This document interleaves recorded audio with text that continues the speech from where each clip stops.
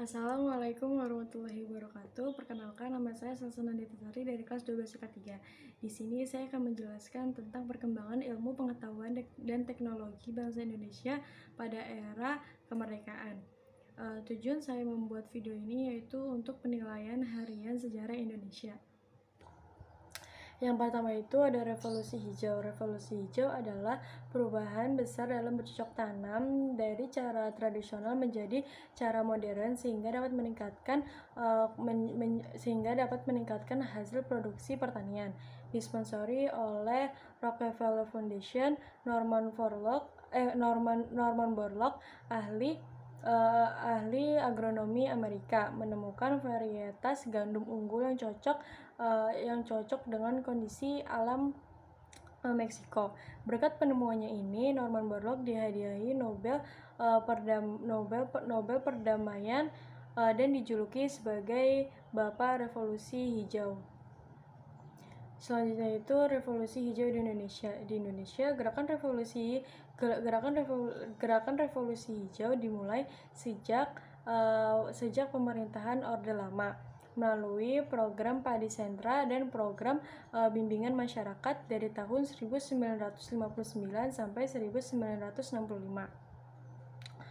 Program BIMAS kemudian berganti menjadi INMAS atau intensifikasi massal dan intensifikasi khusus. Produksi beras per tahun menunjukkan kenaikan dari 5,79 juta ton pada tahun 1950 menjadi 8,84 juta ton pada tahun 1965. Pada masa pemerintahan Orde Baru, gerakan revolusi hijau digiatkan kembali dengan program Panca Usaha Tani. Selain program Panca Usaha Tani, pemerintah Orde Baru juga memulai gerakan transmigrasi dan pelita. Selama masa pemerintahan Orde Baru, program pelita sudah dilakukan sebanyak 6 kali sejak tahun 1974 hingga 1998 dengan menitikberatkan pada sektor pertanian. Pada tahun 1988, Organisasi Pangan Dunia atau FAO memberikan penghargaan kepada pemerintah Indonesia karena berhasil mencapai swasembada pangan sejak tahun 1984. Pada masa reformasi dilakukan beberapa upaya revolusi hijau itu seperti dibentuknya gerakan mandiri atau GEMA termaksud GEMA Hortina menuju ketahanan hortikultura. Selanjutnya itu peningkatan produksi pertanian padi dengan menggunakan sistem of rice intensification atau SRI. Revolusi hijau di Indonesia itu ada yang berdampak positif dan ada pula yang berdampak negatif. Yang berdampak positif itu antara lain mendorongnya lahirnya varietas unggul di bidang pertanian. Terus mendorong penggunaan teknologi pertanian di kalangan petani, misalnya sistem irigasi. Yang ketiga itu meningkatkan kemampuan sumber daya manusia dalam bidang pertanian dan menciptakan kestabilan ekonomi terutama di sektor pertanian.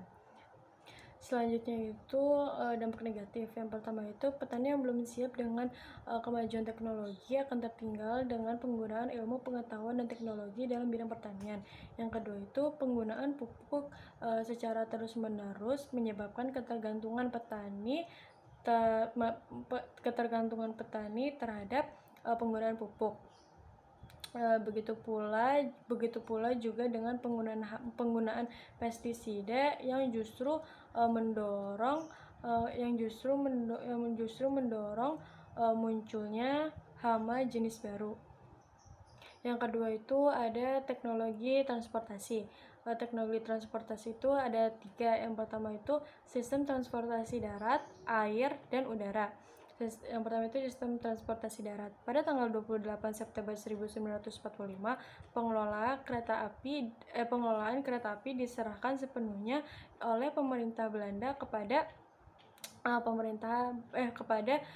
bangsa Indonesia. Dan selanjutnya pada tahun 1953 terjadi desilasi perkeretaapian di Indonesia.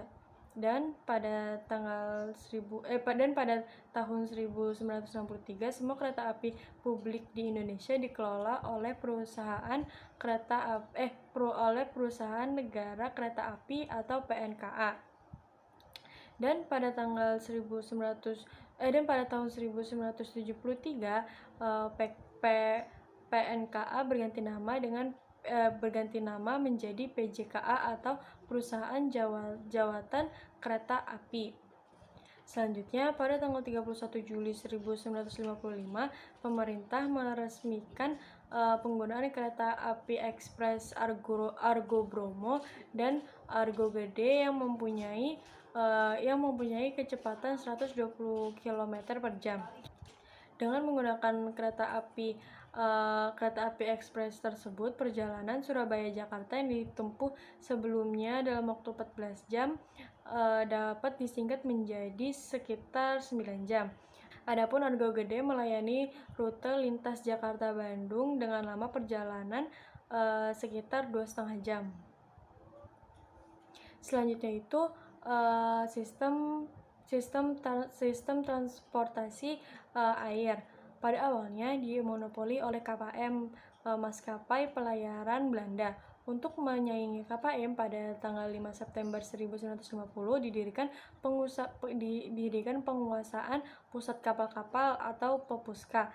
Namun karena tidak mampu bersaing dengan KPM, PEPUSKA itu bubar.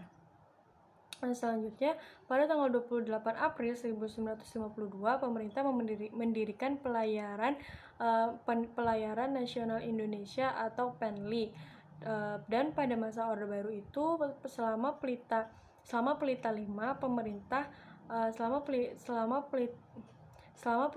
pemerintah berupaya membangun sarana transportasi laut. Dan yang ketiga itu ada sistem transportasi darat. Pada masa Hindia Belanda dipegang oleh perusahaan Belanda KNILM. Dan pada tahun 1949 KLM menyerahkan pelaksanaan penerbangan ke Garuda Indonesia.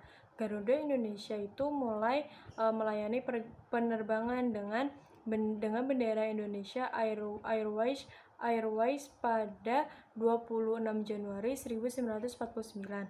Pesawat yang digunakan adalah pesawat DC-3 yang bernama Seulawah RI-001.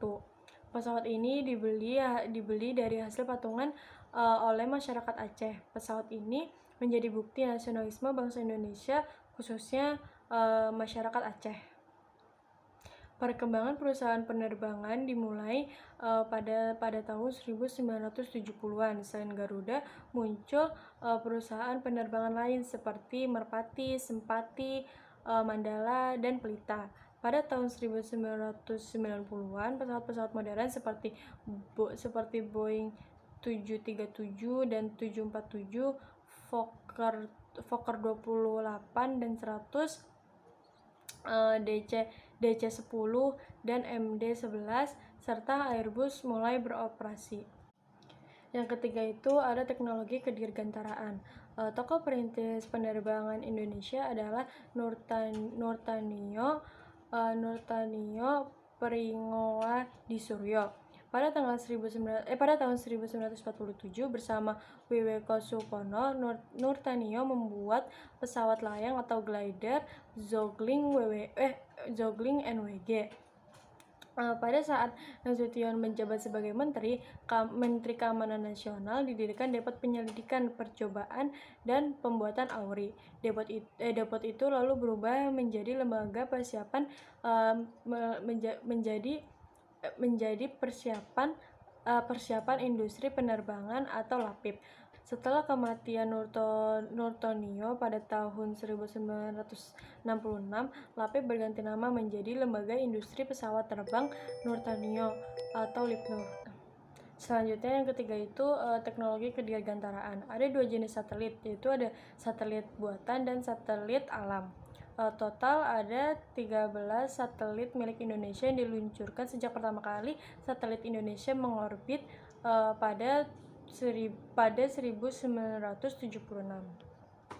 Tokoh perintis penerbangan Indonesia adalah Nurtanio Primadissuryo. Pada tahun 1947 bersama Wiweko Supono, Nurtanio membuat pesawat layang atau glider Zhuheng NWG. Pada saat Nasution menjabat sebagai Menteri Keamanan Nasional, didirikan Depot Penyelidikan Percobaan dan Pembuatan AURI. Depot itu lalu berubah nama menjadi Lembaga Persiapan Industri Penerbangan atau LAPIP. Setelah kematian Nurtanio pada tahun 1966, LAPIP berganti nama menjadi Lembaga Industri Pesawat Terbang Nurtanio atau LIPNUR.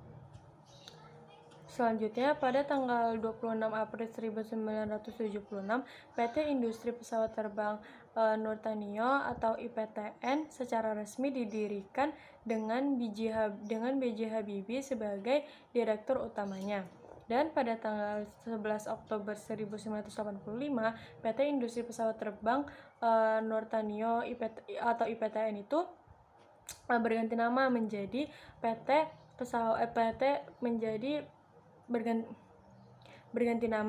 PT Industri Pesawat Terbang Nusantara atau IPTN.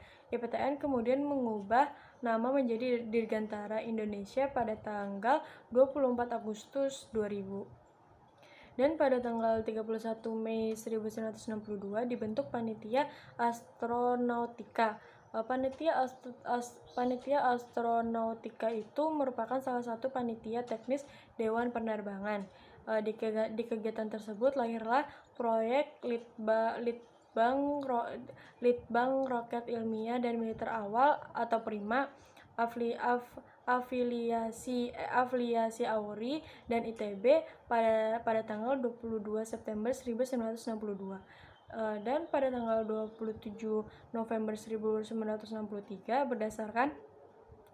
berdasarkan surat keputusan Presiden nomor 236 tentang formasi pembentukan 8, pemerintah mendirikan lembaga penerbangan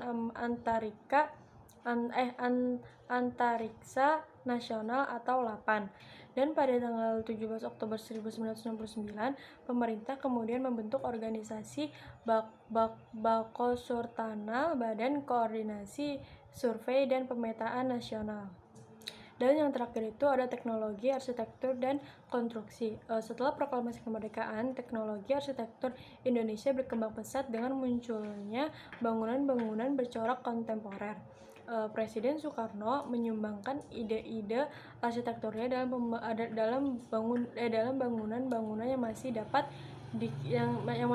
kita lihat itu seperti Stadion Utama Gelora Bung Karno, Hotel Indonesia, Gedung Planetarium, Wisma Nusantara, dan Gedung Sarinah.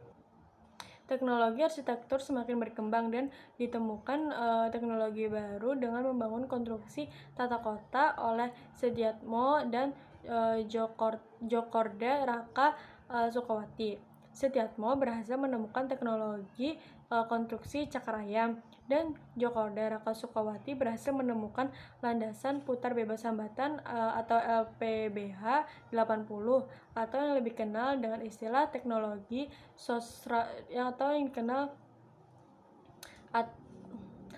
lebih dikenal dengan konstruksi Sosrobahu. Sekian video presentasi dari saya, kurang lebihnya mohon maaf. Wassalamualaikum warahmatullahi wabarakatuh.